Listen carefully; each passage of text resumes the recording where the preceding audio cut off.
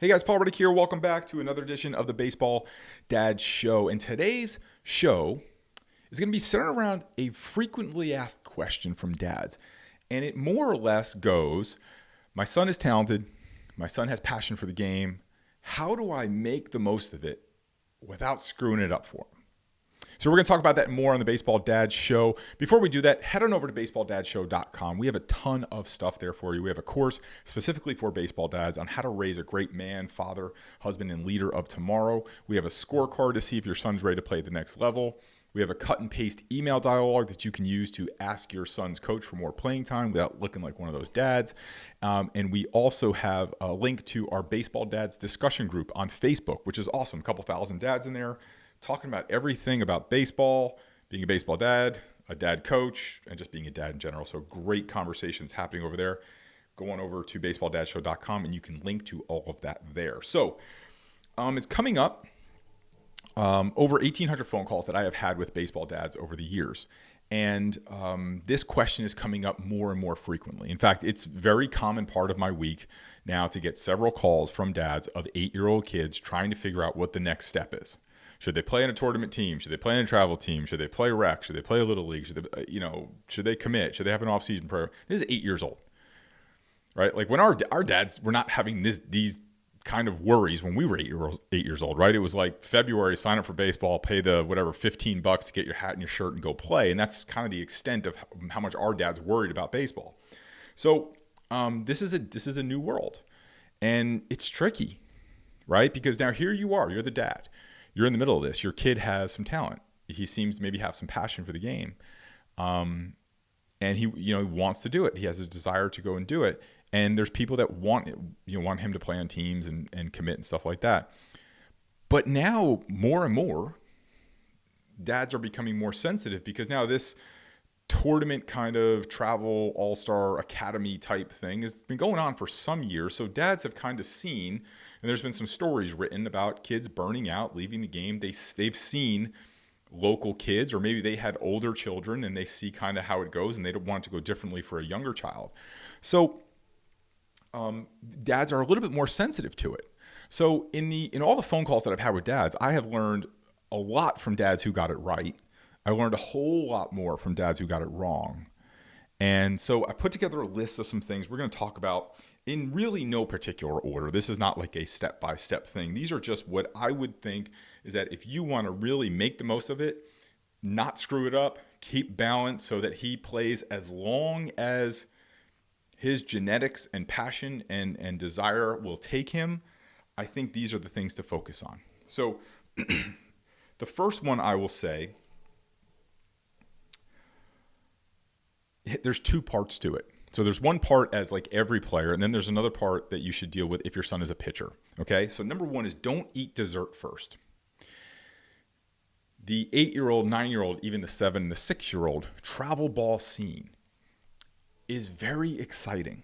There's no doubt about it. Tournament baseball is exciting. Regardless of what we think of it, regardless of what us dinosaurs in baseball think of it, it's exciting. It's exciting for the players to play in tournaments than it is to play a whole bunch of regular season games. I get it. It's more exciting for the coaches because you coach a regular season game, let's face it, some games just kind of play out, right? They're won or they're lost, and it's kind of very clear. But in a tournament, there's more moves to make. There's more planning, lineup changes, switches, and then there's maybe some rules you have to contend with on pitch counts and how many innings kids have to play. So there's a lot more for the coach to do. So it's more exciting for the coach. It's more exciting for the parents, right? Now these games have quote unquote meaning, right? Whether that meaning is imagined or not, there is a meaning put to that. And there's a start and a conclusion. So we have kind of this emotional completion in a short period of time, couple days. So I get it. It's super exciting.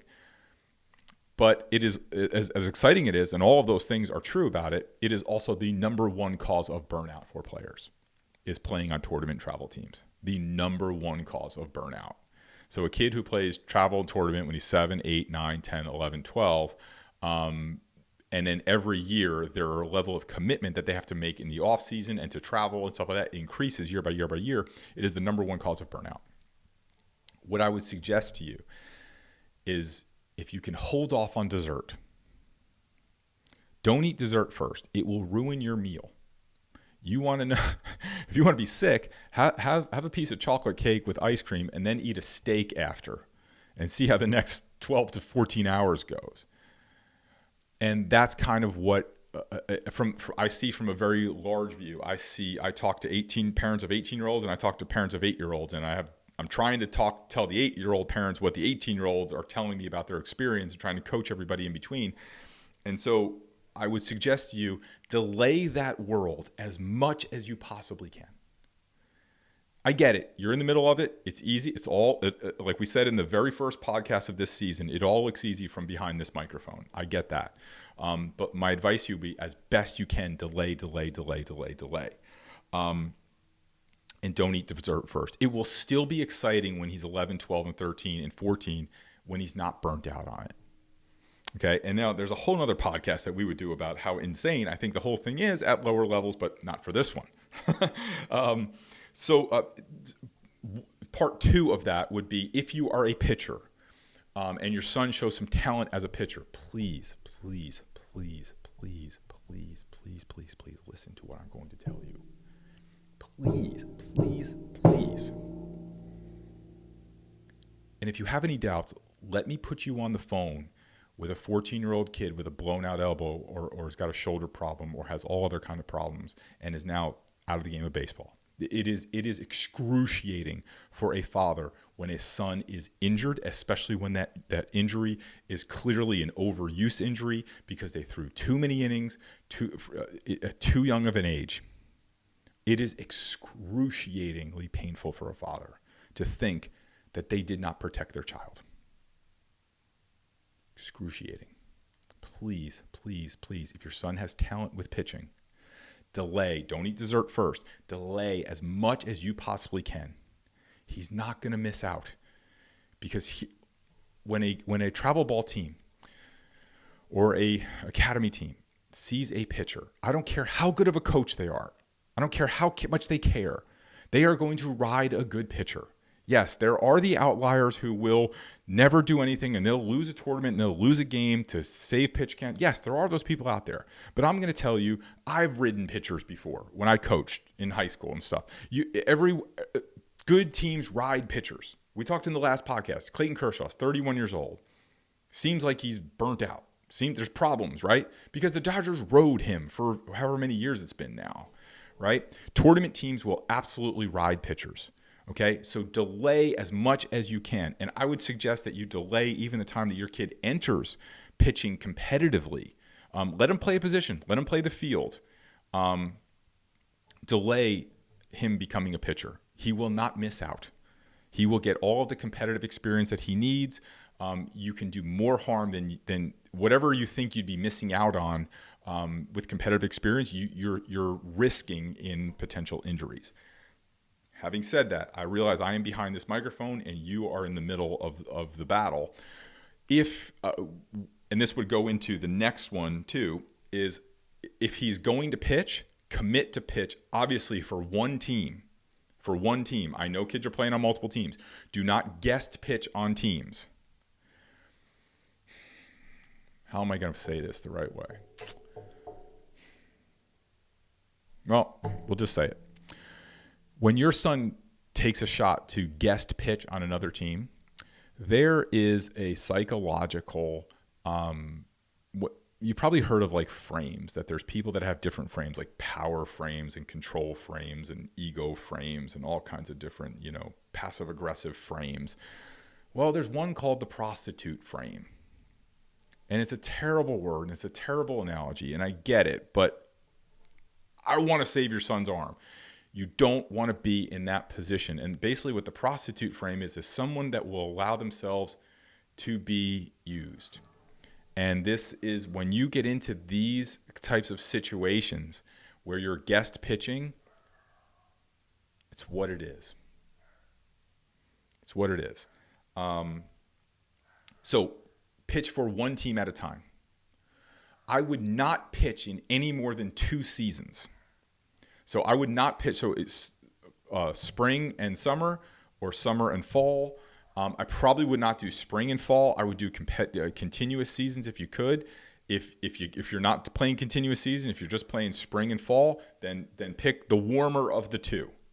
Okay, pick the warmer of the two. And I would always skew towards the warmer of the two anyway.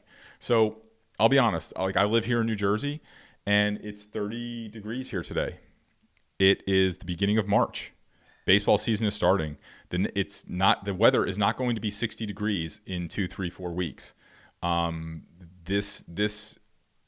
It's cold. The first month, 6 weeks of the high school season is extremely cold. It kind of wasn't always this way. I don't know if it's global warming or what, I don't know, but it wasn't always this way. And so I know the high school coaches are not going to like to hear this, but my allegiance has to be to you and not to coaches. My advice would be that you pitch in the 2 seasons that are warmer. So if you want to play a position for your high school, play a position. You want to pitch in the summer, that's fine. But I would pick the warmer of the two. So that leads into the next one, which is when you're playing on these teams, commit to 1 season at a time. So if there's one aspect of kind of what evolves into year-round training, here it is. There's an open-ended agreement that like you kind of get to the end of the spring season and then it rolls into the summer. And then, hey, we're going to play in the fall, and it rolls into the fall. And then, hey, we're going to do the off-season training, and okay, I guess we'll roll into that. And then, hey, the spring is starting up, and then it rolls into this. And hey, we're going to go play in this tournament, and it rolls and rolls and rolls, and all of a sudden, things spiral out of control. So what I would say is that when you commit your son to a team, that you would commit him, say, hey, we are committed for the spring season or the spring and the summer season. And then when that's done, we'll probably take a break or we'll reassess at that time.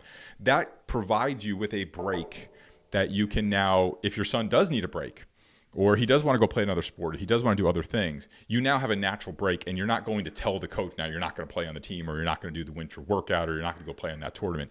You're committing to that period of time with the team. If a team will not allow you to do that, and they say, no, you need to commit to this, find yourself another team. Simple as that. Because if you have a coach, if there's a baseball coach who's basically telling your son I would say at least 14 years or under. I would say sophomore in high school would be the time where I would say that you have to commit year-round to training for baseball. And if you are not, if you are committed to, if you're having to commit to that earlier, I would find another program to be a part of. Because that's a coach who doesn't really have your long-term best interest at heart. I don't even think has your long-term best interest as a baseball player at heart, because there's a lot of factors about playing other sports, doing other activities that are just as important as skill training for baseball year-round. It sounds like that coach has a very short-term goal that he is making you a part of his goal and not a part of your long-term goal. So I would commit, as the blocks, right? I know sometimes it's a 6-month commitment or whatever it is. But certainly tell the coach, like, we're committing to this. And then once that's done, we'll probably take a break and reassess. And then that way, you have that agreement with the coach. So commit to blocks of time. Do not have a rolling, ongoing commitment. Variety of activity. Look, the case has been made for specialization. Just go out and Google it. There are universities, medical studies, like there's mountains of information that talk about how specialization is not the key to long-term athletic success. In fact, if you look at a lot of the drafts that you look at the first round, there's all kinds of like things that are posted on social media about how X number of the first round picks played another sport in high school or did another thing. Variety of activity is important. Now, here's one reason why. I was talking with a dad one time who kind of, this was in person, but he kind of disagreed with me. And he said, no, he goes, I see my son when he plays baseball for like 5 days a week, I see his skills increasing. And I would agree with that, but there's a very big difference between skill development and athletic development. Skill development or skill acquisition is like obviously repetition and coaching with that repetition. So an athletic development is just a larger concept that will carry over into a greater area of his entire athletic career and his life. Not to mention the social interaction of being around different kids, different environments, working with different coaches. So here's the difference. Skill development is 2 plus 2 is 4. 2 times 2 is 4. 2 times 2 is 4. 2 times 2 is 4. 2 times 2 is 4. And as you memorize that, you can memorize it. And that's skill development, right? Or do you want him to understand that 2 times 2 is 4 and get really good at that skill? Or do you want him to learn the principles of math, of multiplication? I think we all said we want to have the principles of multiplication, right? So there's a huge difference. There's a huge difference. And what happens is, here's the other thing with skill development at 9, 10, 11, 12 years old. I take the average 12-year-old dad, and I'll tell him when he's having trouble with skills, I'll ask him, a year ago, there was less of him, right? He was smaller, shorter, weighed less muscle, less bone, right? He's developing. A year from now, there will be more of him. Skill acquisition is such a temporary thing. It's almost an illusion because while it looks good in the moment, the body is growing. And what you're doing is, okay, let's memorize 4 times 6. Let's memorize 8 times 8. Let's memorize 9 times 10. And we're memorizing those things. But now as it gets to higher and higher levels of multiplication, and now you need to apply multiplication in different areas of mathematics, the principles of multiplication are not there, and now you're only relying on the things that you memorized. That's when you get a kid who is a great 9-year-old skilled player, but gets cut from the freshman baseball team. Which, by the way, is somewhat of a trend in high-performing Little League teams. I don't know if you know that. So a variety of activity is super, super important.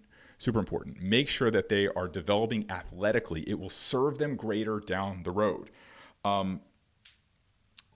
So here's another point. It's just a tough thing for dads to accept, but take yourself out of it, okay? A tough situation too, where kids feel like they have to continue to play, or maybe when they want to do something else, has dad made it clear to him that while baseball is great, baseball is important, a lot of other things are important too, that athletic development is a whole lot better than just becoming skilled at baseball. So that is one part of it. Make sure he understands where you are. Make sure that there is no social structures, friendships, or relationships that you have that if your son left baseball could affect those relationships, right? Or he decided to take a break from that. So take yourself out of it altogether. And it kind of leads to the last one is at some point you have to let your son dictate within some boundaries. So there always comes a time when I coach dads through this, where you have to say to your son, look, I understand, you have passion and you have a lot of interests and things that you want to do. What's important to dad is that, you work as hard as you can, you listen to your coaches, you prepare, and you help, you do your best to help contribute to whatever team you're on. Having said that, I don't care if you're on the chess team, those same rules would apply. And you have to kind of step out of it a little bit and let him co-create the outcome. So how would you like to play? Do you want to do this or that? Are there other activities you would like to do? You have to have these conversations with him.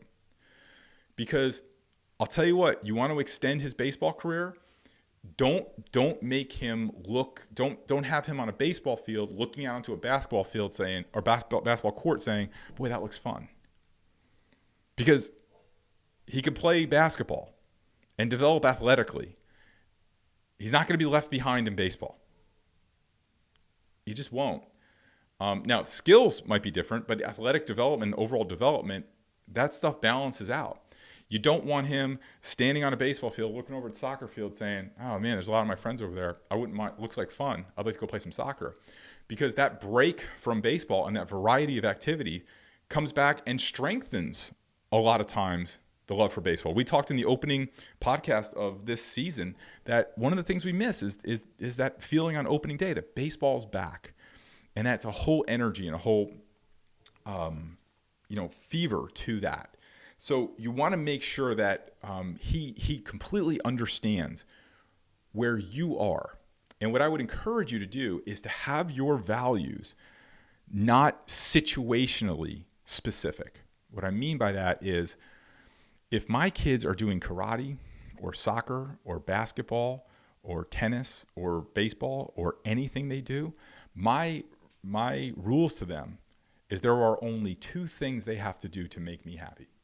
They have to give their best, whatever they have, right? I know that at 5 o'clock, they're going to a karate class. They've been to school all day, homework. I get that they don't have 100%, but like I want them to give everything they got, do their very best. On a Saturday morning at 9 a.m., they probably have a little more in the tank, right? The second thing is that they are respectful to their coaches and senseis and all that other kind of stuff. That's it. That's for me. If they do those two things, I don't care what the activity is. I don't care situationally. There's not a different rule for karate as there is for baseball or basketball, for tennis for soccer, right? These are universal rules. I would suggest and I would encourage you to adopt these types of rules so that he understands it's not the activity. It's the principles and it's the values of what you expect as a father. It is so important that we communicate these things. If you communicate these things, you will have a kid doing more activities that he's passionate about. And he might be, let's just say, metaphorically, 100% passionate about baseball, but he's 80% passionate about basketball. And he wants to play basketball. But if there's like social structures in baseball, if there's no commitment to blocks of time, if he feels like he's playing too much, where now he can't do something that he might enjoy, I actually think like that hurts his baseball more than anything. And so for me, what I've seen long term, and the dads that I've spoken to, the dads have screwed it up, specialized too early. They ate dessert first. They didn't protect their kid when they had to as a pitcher.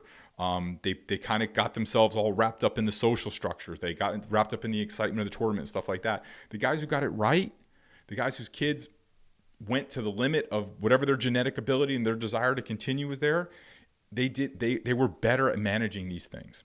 They had an open dialogue with their son about what dad expected of them, about what about what activities and options were available to them, and to enroll them in the decision-making process. Now, it doesn't mean you turn over the decision-making process to them. Like we've talked about, if we ask them what they want for dinner, they want Cheetos and M&Ms, right? So it's like, okay, you got to have this, and then maybe you have a few M&Ms after and a few Cheetos after or something like that. You got to create that balance in there. But the dads who got it right, they did all these things right. And in the end, if that passion is there for the game, that passion will remain there. We just don't want to put out that spark. So I get it. I understand, dads. It's a very difficult situation. I also know that I look at it a completely different way than maybe you have heard from other people before. So I just be open to looking at this in a different way. So it kind of puts us to the end of this podcast. Head on over to baseballdadsshow.com. Lots of cool stuff over there, as we talked about before. And also send in your questions. We'll love to answer your questions on our mini podcasts that come out during the week. And you can email those to 567pitcher, the number 567pitcher at gmail.com, 567pitcher at gmail.com. Send in your questions. We won't use your name or anything in those questions, so you can feel free to ask whatever question you'd like. And thanks so much for listening, guys. It means the world to me. Love you guys. You're awesome. And we'll see you back here next week.